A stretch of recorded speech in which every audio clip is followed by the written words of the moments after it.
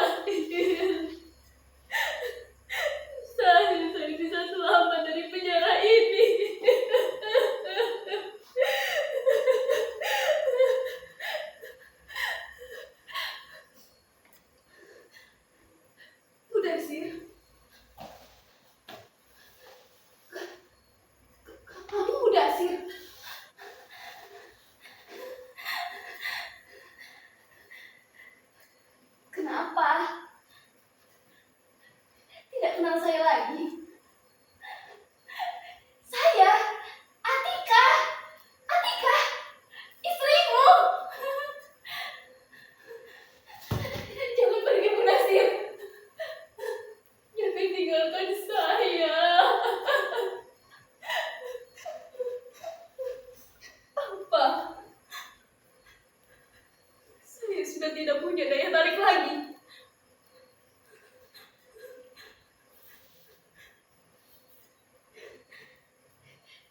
Dulu, kamu sering bilang saya cantik. Saya memang cantik. Kecantikan yang alami, tanpa bedak dan tinju. Kamu suka saya apa adanya. Kamu sering bilang gitu.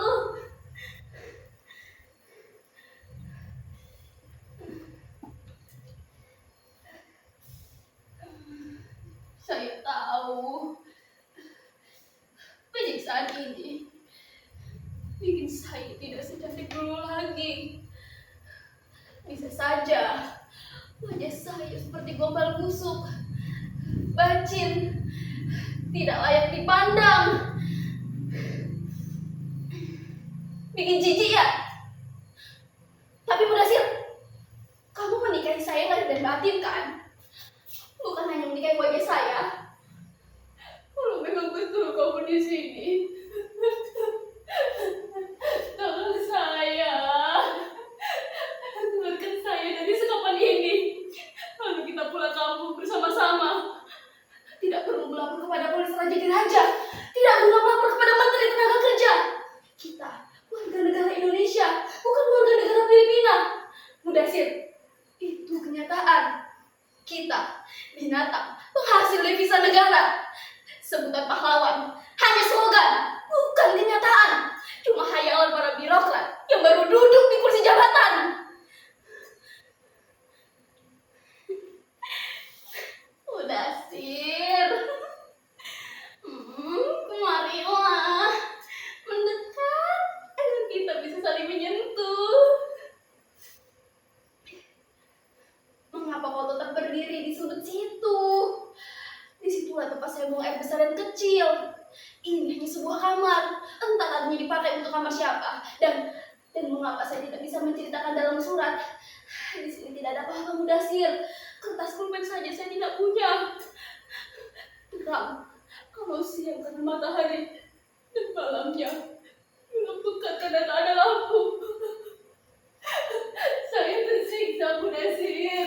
Tersiksa. Mengapa tidak menolong saya?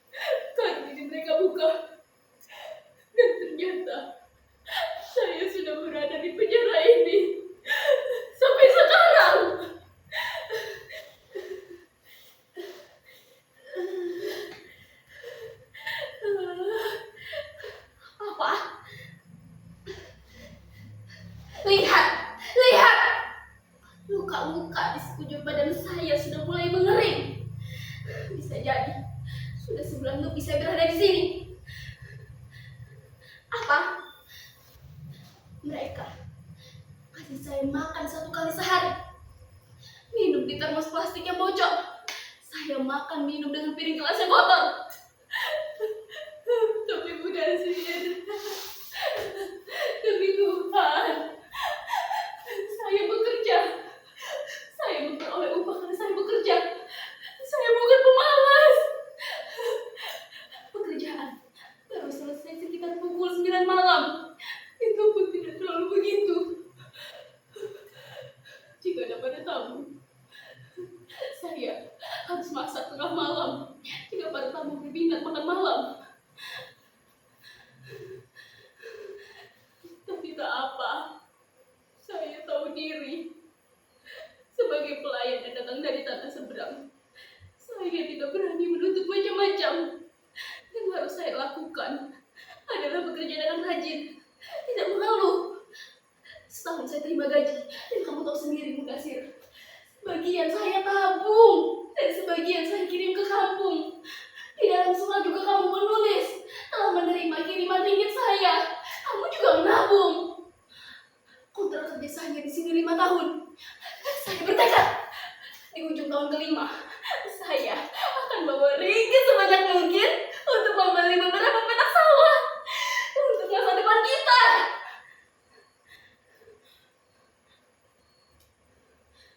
Pada bulan ke-13, majikan laki saya mendatangi kamar saya. Nampak mabuk dia. Waktu itu sekitar pukul 11 malam, nyonya majikan dan anaknya menginap di rumah family di luar kota. Jadi di rumah sebesar ini hanya ada kami berdua. Dia masuk kamar, lalu duduk di pinggir ranjang, menatap saya dengan diam. Buru-buru saya duduk, balas menatap dia dengan heran. Saya tidak sempat bertanya, begitu pun tidak berani. Tapi sebagai perempuan, naluri saya bilang, anak saya seperti telah menggoda majikan saya. Saya takut.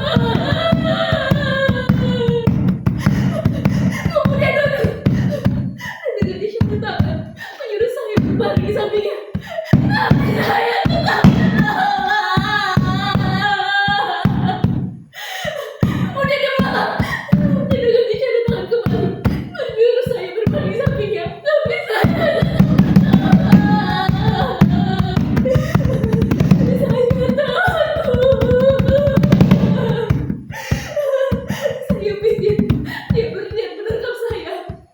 Saya sudah siaga. Saya siap memukul jika hal itu dia lakukan. Dengan mata menyala, dia berjalan menuju pintu dan menutupnya dengan keras.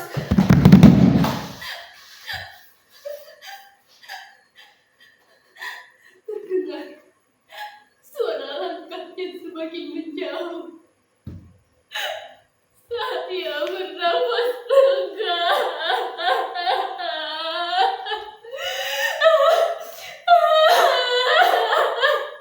Saya bersyukur kepada Tuhan karena malam itu tidak terjadi apa-apa atas diri saya.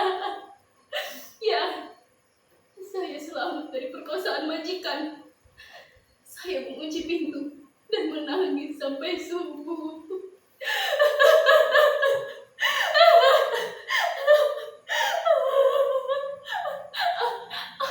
Mudasir, saya baru sadar kesalahan saya menolak hajat majikan. Itu makanya saya dipukuli dan disiksa macam begini. Siksaan memang tidak segera saya alami. Maksud saya, di bulan ke-15 keadaan masih berjalan normal. Tapi pada bulan ke-16 itulah nasib masa depan saya ditentukan. Majikan lagi saya mulai mengaku kehilangan uang lagi. Kali ini jumlahnya sangat banyak. Sayalah itu. Kambing hitam harus menanggung akibat. Ya, saya dipukuli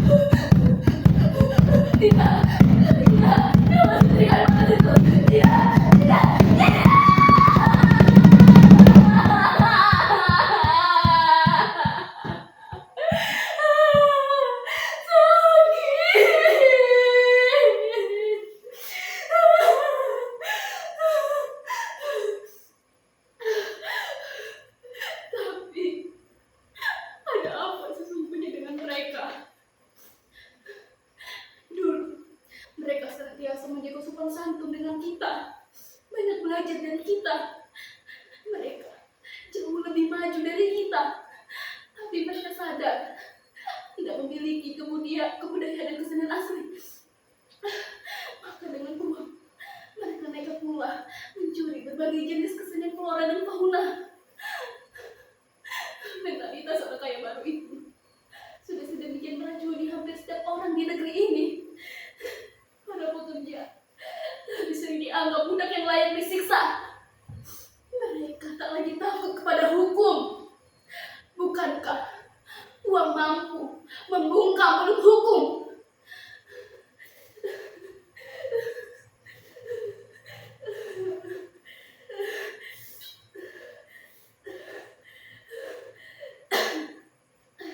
Mudasir, mengapa kau diam saja?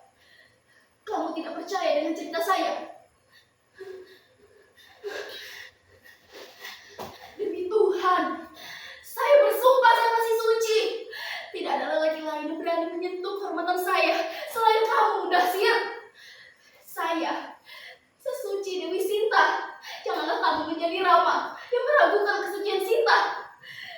Saya akan menjaga kesetiaan itu, Mudasir, meski harus rela berkorban nyawa sekalipun. Percaya kepada saya, Mudasir. Percayalah. Jangan pergi, Mudasir. Jangan tinggalkan saya. Saya tahu kamu marah karena saya langsung tinggal bekerja di negeri ini. Padahal pernikahan kita baru 3 bulan. Tapi itu rencana saya, mengumpulkan modal hidup untuk masa depan kita. Di negeri ini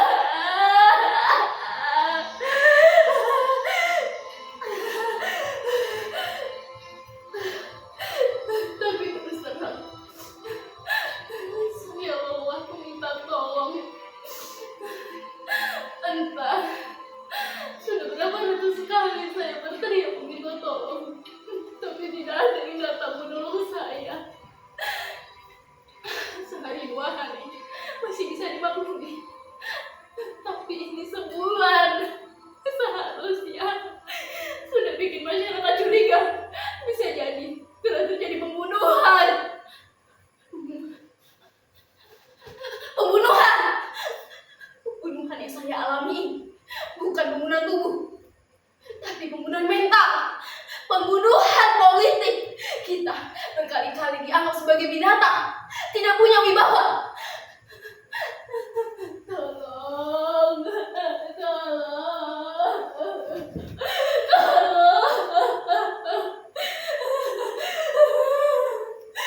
Tapi jangan tolong saya, tolong kita semua. Jangan jadikan diri kita sama